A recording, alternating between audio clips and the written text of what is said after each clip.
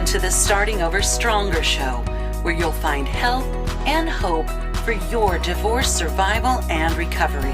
Divorce well, live well. And that's what all of this is about, is putting yourself first for maybe the first time ever or in a long time.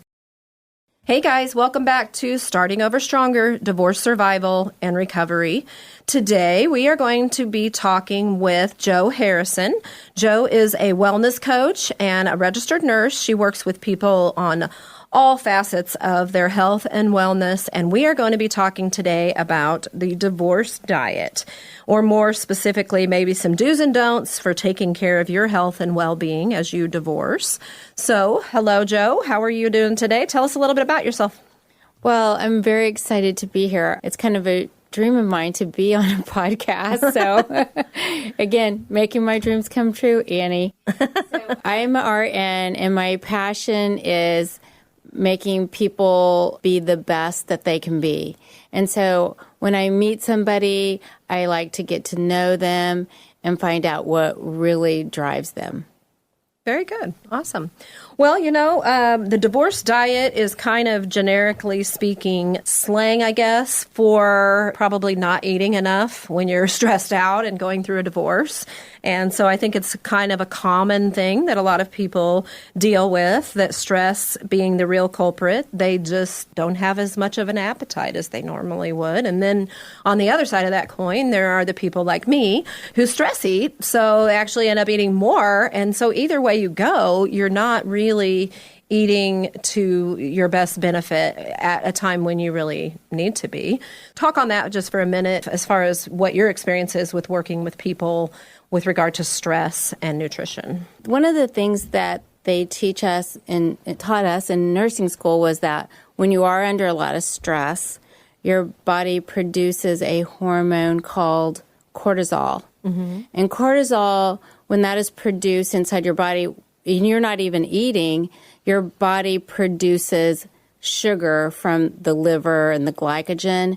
So it makes its own sugar without any food.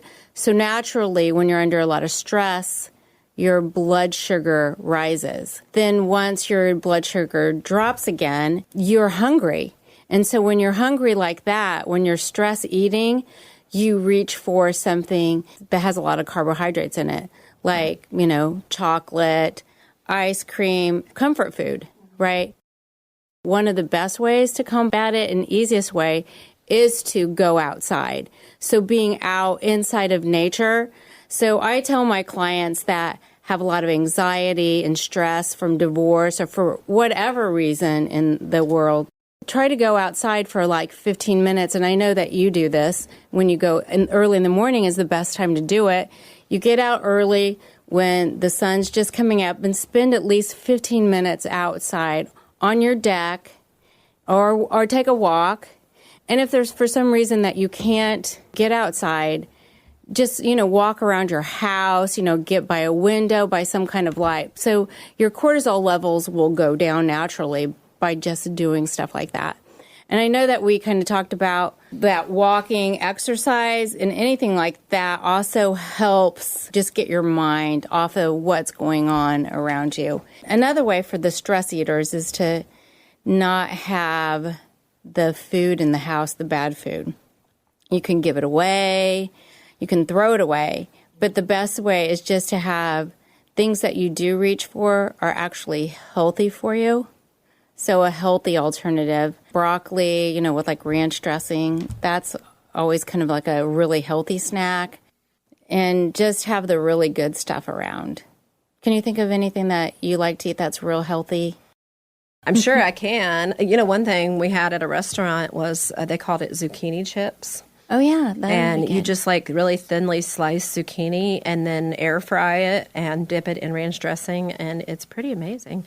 They don't look great, actually. They get really dark and you think they're not going to taste good, but they actually are, I think, better than potato chips. And then they still have that crunch to them. Mm-hmm. So people sometimes just like the crunching.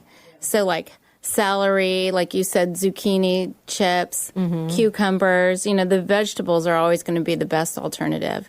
And then I also liked the berries are like the best fruit to pick from because they have the lowest glycemic index.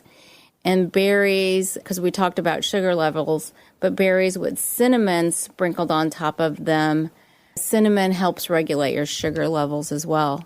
One of the other things that I think about when I think about stress is we talked about stress eating and the cortisol levels, exercise combats stress, and another thing that combats stress is meditation.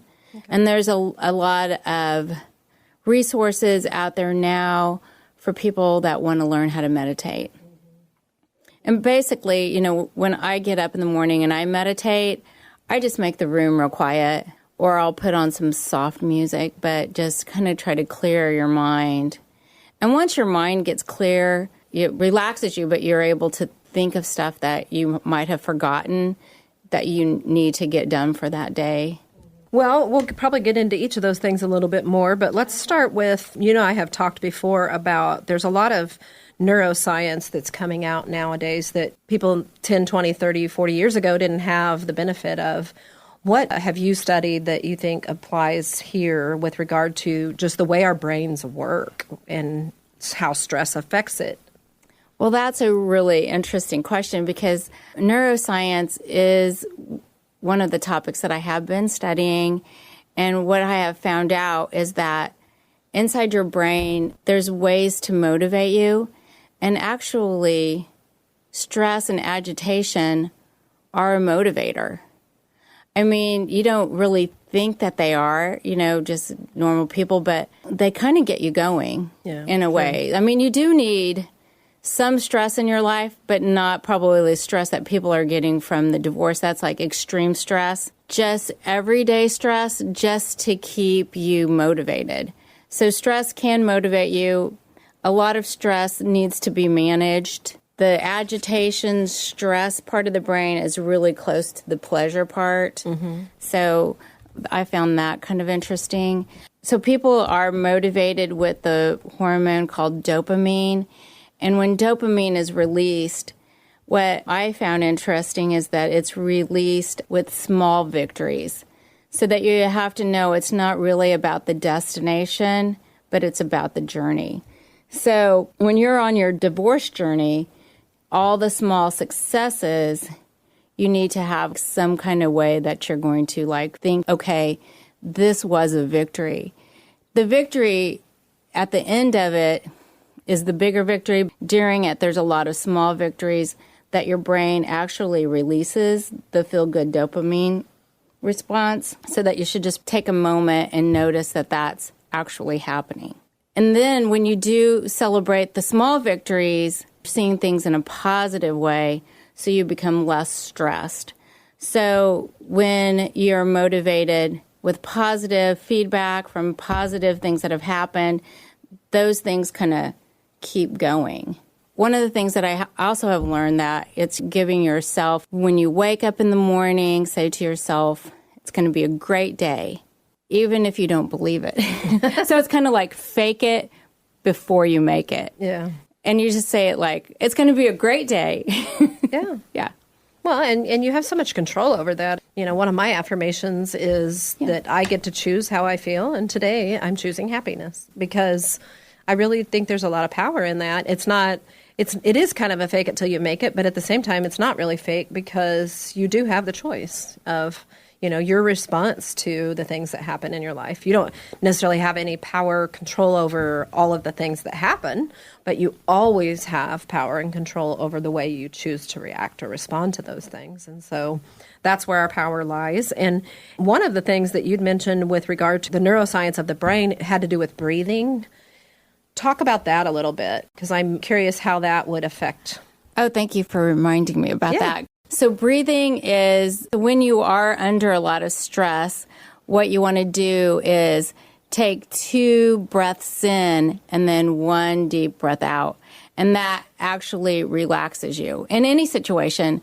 Like I'll tell clients, like if you're in the express lane at the grocery store and there is somebody ahead of you that's paying with a check and you're in a huge hurry and you can just feel the stress like, oh my gosh, I got in the wrong lane.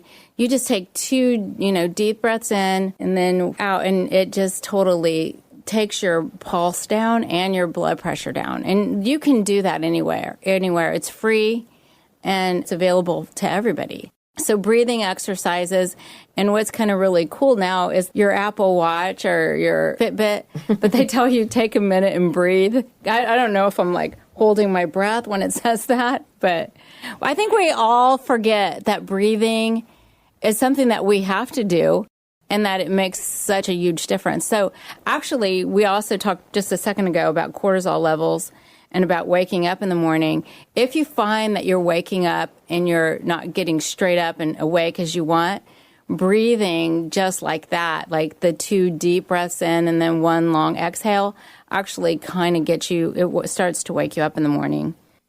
That's interesting because it relaxes you when you're stressed, but it kind of does the opposite when you're trying to get energized. Yeah, so what it's doing physiologically is it's getting rid of some of the carbon dioxide that's inside of your body. So we breathe not to get oxygen, but we breathe to let out carbon dioxide. Okay. So that was kind of weird. I mean, that's something that I learned in nursing school too. They also reiterated it when I was listening to a lecture on neuroscience. So I'm like, oh yeah, I learned that. What I know of neuroscience has to do with just the way that we operate and think, just go about our days. And especially, I think, during the divorce process, there's a lot of emotional overwhelm. And so from what I recall of it, I may not know all the right wording, but I think that when you're really emotional, you're operating out of your prefrontal cortex. Did I get that right? I don't know. The frontal lobe. Yes, yeah, and that's where all your emotion is. I mean, there's a lot of reasons why divorce is emotional, but that's one of them because we're tending to thinking emotionally. And so we need to surround ourselves with people, whether that's a divorce attorney or a wellness coach or a divorce coach or whoever, a good friend, whoever that is. We need to be surrounded by people who are going to kind of bring us back to some more logical thinking. And sometimes the breathing exercises is one way to get there. And then just the realization that nothing is ever as bad as it feels like right now. I think that this morning when I was thinking about this podcast, that was one of the things that came to mind was having a support system. Mm-hmm. And women especially are leery to ask somebody for help. And I think that you kind of were too, because when we first met, you were going through this and you didn't say anything. You were trying to do it all on your own, which women try to do that. They want to do it on their own. And so having a good support system, if you don't want to ask a friend, there's so many resources now, like Annie just said. The life coaches, like you are a divorce coach for women, is just a great resource just to have somebody on your team, or a health coach, or somebody that's just a trusted friend. You know, your parents are always a great support system, hopefully your family. I think people need people, and I think that you need to be able to ask for help, which I think women sometimes don't feel like they should. They think they can do it on their own. Yeah, we don't want to bother people with our issues, right? So, you know, when you think about the divorce diet, that term, I think what we're really talking about is an unhealthy weight loss. Now, maybe you even need to lose weight, but that is kind of beside the point if the way that you're losing weight is just by not eating or by being so stressed out that you can't eat or that you're making poor eating decisions, whether that's too much or too little. So how do you want to frame that so that people understand that just because you're losing weight doesn't mean you're getting healthier? Well, what I do with my clients is I have a title for them, and it's How to Be a Kick-Ass 100-Year-Old. And so I picked that up on the internet somewhere. But and what it makes me think about is like, how do I, at a certain age, keep my muscle mass? Because our muscles are what's going to take us into our older years. So your heart's a muscle. I mean, you have to be very, very careful when you start having images of losing weight and thinking that losing weight is healthy, even in, under stress.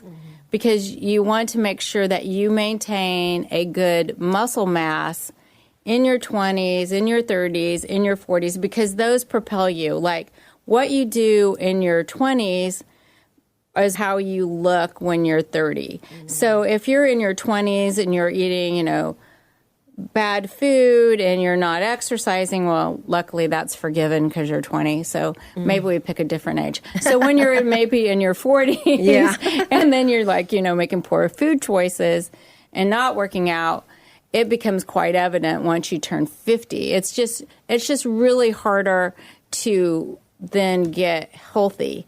So you have to work twice as hard as somebody else. And nobody wants to do that. Nobody wants to have to work hard. But you were asking, what if you're going through divorce and you are like not eating right and the stress that you have is causing you to lose more weight than you should, but you're probably not only losing body fat, but you're probably losing muscle. So you have to be really careful. You want to make sure that you have enough protein in your diet because your muscles need protein. And if your body isn't getting protein, it's going to take it from your muscles. And so eventually what happens if you start losing too much and your body says, well, I need protein, I'm going to take it from my muscles. And then those all start to shrivel up. But you have to remember your heart is also a muscle. So your heart, it will eventually take the protein from your heart. And that is why people that have anorexia will die of heart disease. So you just have to really be cognizant. This is me, and I'm going through a terrible situation, but my outcome is going to be that I'm going to come out of this being healthier than what I was going in. And if I need to, I'm going to ask for help. I'm going to ask somebody to advise me, what should I do? And I think that it was you that you suggested that, well, what about those protein shakes? And I think that's a great idea. That protein, since we know that when we are hungry, we reach for comfort foods, and those are normally carbohydrates. And we also know that we need protein in our diets just to keep our muscle tone great. Yeah. So protein shake is an alternative to something that's simple, something that's easy that you can buy and in a pinch drink that, keep that at home instead of maybe some potato chips. Because potato chips, though they might taste good and maybe you burn them because you're burning all these extra calories during your divorce, because you're going every which way just to get, the kids and the appointments and all that done. Well, and I think the thing is that you just have to really concentrate on food choices because, whether you're overly hungry or under hungry, you have to eat. So, Correct. It's easy to hear these ideals of, oh, I got this friend that's doing keto and I've got this other friend that's doing intermittent fasting and, this other friend cooks all their meals on Sunday and they just have something to grab. And then, you just end up feeling like I'm not ever going to do any of those things. So I guess I'm just going to be unhealthy. And so rather than taking that mentality, what can you do? If you're not hungry at all, okay, can you eat half of an energy bar or a protein bar? Can you drink a protein shake? Maybe taking in some healthy calories would help with your appetite. And at least, if nothing else, it's putting some nutrition in your body so your brain has something healthy to operate on for that day. It probably, I would imagine, would even help with some of that prefrontal cortex thinking. If you're feeding your brain good things, it would probably help with some of your logic that you're needing for the decisions that you make as you go through the divorce. So whether you are able to do, 3 balanced meals a day or any of these other things that we've just named, do what you can do, decrease where you can decrease the bad things, increase where you can increase the good things. What are your thoughts on any tips to help with those kind of food choices as you go throughout the day? Well, yesterday I talked to one of my clients that's going through cancer treatment. And when you go through something like that, you can compare it to somebody that just doesn't have an appetite. like somebody that's going through divorce with no appetite. So how do I advise that client? I say, well, you don't want to eat too much because, like you said, you don't want to get sick because that even makes you less hungry. So eat smaller amounts and see what you can choke down. And when you have the support system, like your parents or your best friend, and just confess to them, I am having a difficult time eating and feel like I'm under a lot of stress. And maybe they're social eaters, because some people are. So some people, it might be good to say, hey, how about we go grab something to eat together? The stress goes away because you're with somebody else. And I notice it's also a bad time right now for my cancer patient to get together with anybody because of the COVID. And so she really lacks that whole friendship thing. And I can see maybe people that are going through divorce, they're maybe losing some friends that they had, feeling like things aren't going good for them. So I just think, a good social life, having people look after you, and also going out and getting food, you might eat more. You probably would eat more, and just gravitate to foods that have like a good amount of protein. Say you are at home and your day's been crazy busy and kids been crazy with your kids and all of that.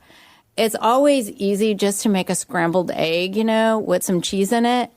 And that's a soft diet. So that's not going to agitate your stomach as much, and you're going to be able to keep it down. But just know that it's actually feeding your body. I know some people don't like eggs, but I always use eggs as an example because they're like a perfect protein. They have all the amino acids in it that you need to feed your cells. So what we're doing here is we're feeding our cells to feed our brain to make better decisions. So the lack of food, I know when I skip meals, I sometimes say like the wrong thing. Actually, my brain's just not functioning like it needs to, because your brain needs that glucose. Another thing I just thought of, though, is if you're struggling with having an appetite or whatever, you might actually just need more activity. Yeah, that's great. And I bet if you went out and went for a walk, or maybe you don't want to do it by yourself. Maybe you want to go with a friend to a jazzercise class, or, maybe you don't even want to do that. Maybe you just want to go out with a friend and have a drink and then go dancing or something, And that kind of activity, I think, would naturally increase your appetite, wouldn't it? Yes, and your socializing, the stress levels all go down. Well, there you go. You just need to dance more. Because what does exercise do? It causes your body to release dopamine? Endorphins and, dopamine. Dopamine is released anytime you have a victory.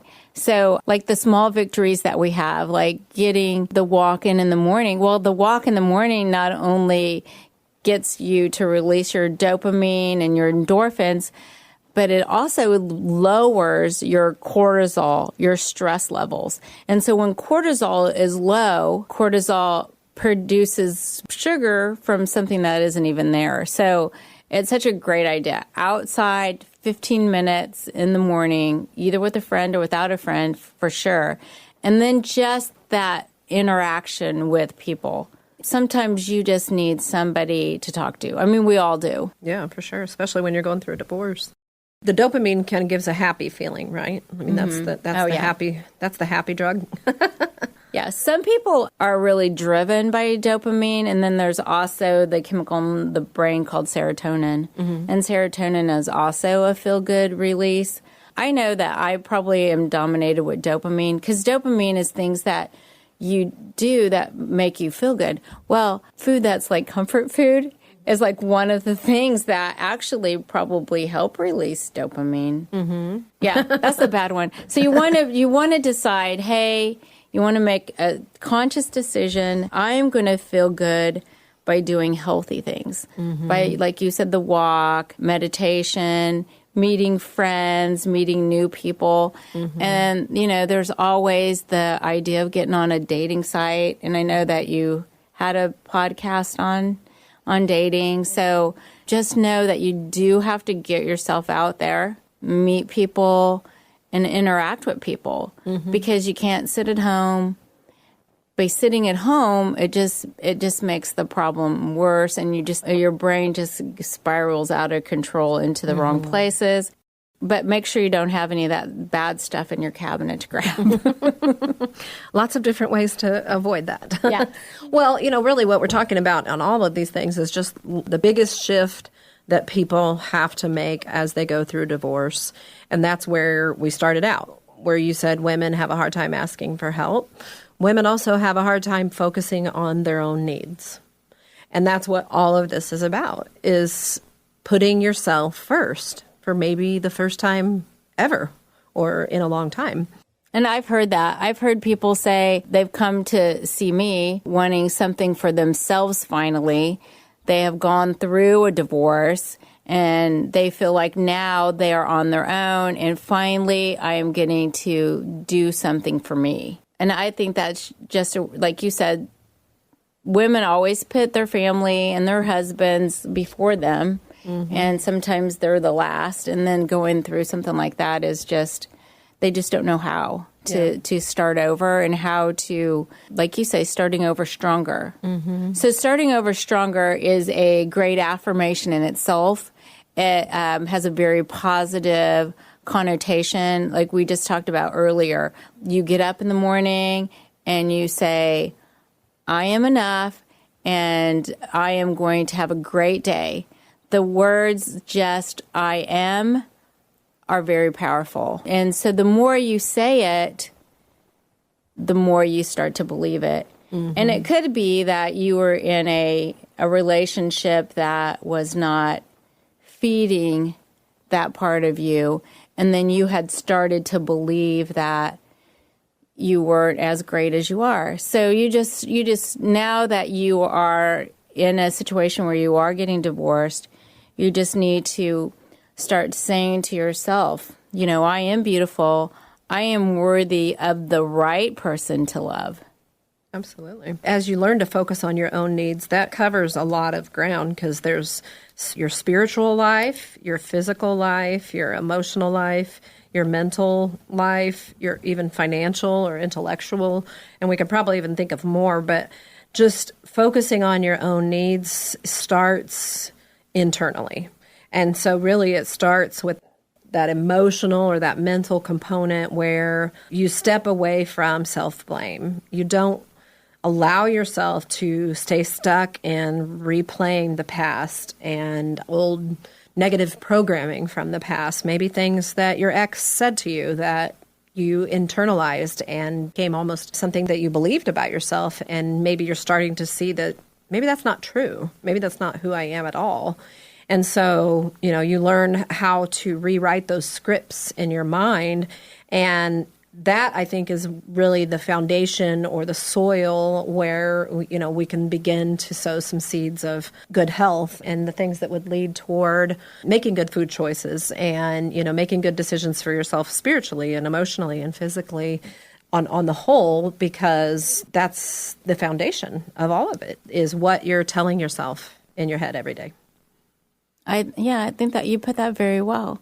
And, I could see that in you because, when I met you, you were going through your divorce, but you have really blossomed. You actually lived this. You sought after help for somebody to help you with your health and in different avenues that you took. And you met with friends regularly and and then you finally, met somebody and you have, even before that, you were your own person. You were like, I'm going to do this. I want to do this. I don't want to get into something too quickly. We were working together on that and you were doing a great job there. And now, you are helping other people because you had to go through it yourself. And when somebody goes through something like that themselves, they know what it's like. They know that some nights are just really lonely. Then, there's the kids, what are they thinking? But you have to say, I am strong, like you just said, and I am going to make this work because what was happening before this, it was killing you. It was slowly just rotting away at you and the people in the audience that are going through divorce that that bad relationship. The toxins that you got from the relationship that you were in, they festered inside of you. So you have to know that getting rid of all that is not going to be fast, and it's not going to be easy. And some days it may creep back and you might start thinking about it again, and you just kind of have to talk it through with somebody or go out and get some exercise. And just know you're going to have those bad days. Yeah. It's, everybody does, and nobody's perfect, and you got to know that every day is not going to be great. And Annie's doing this podcast so that you do know, you're out there and you're alone and you're going through divorce and you want some answers, and, you're going to have to reach out to people to help you and to help you survive. And you also need to know that you are going to get through this and you're going to come back better and stronger because of it.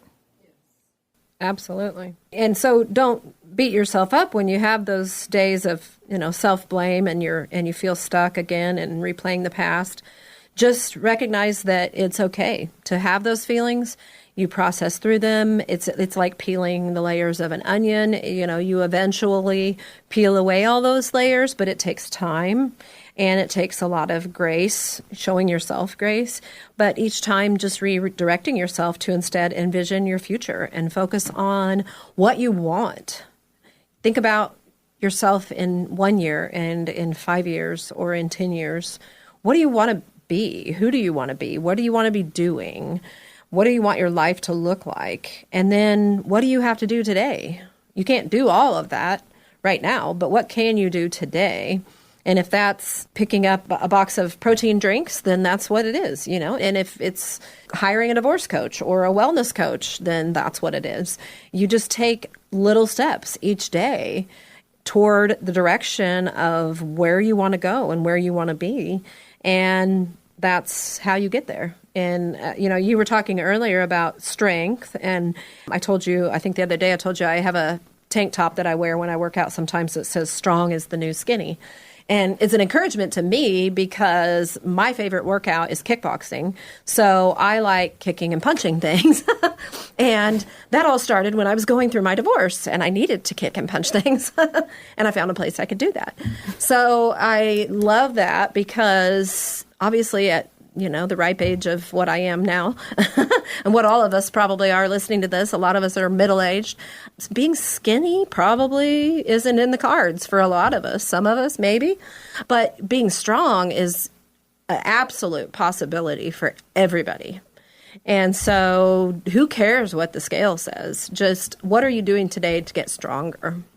Well, I totally agree with that because we talked just a few minutes ago. I mean, you told me about that T-shirt, and I said I totally love that because weightlifting or kickboxing or resistant training is the number one exercise that actually will transform your body.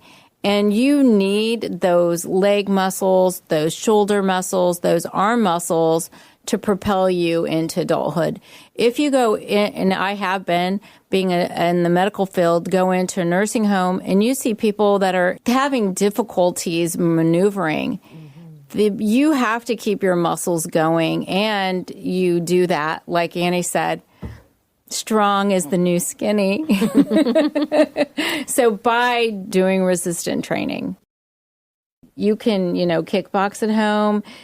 I tell people that aren't used to working out, go buy you some 3-pound weights. And I know I probably said this to you.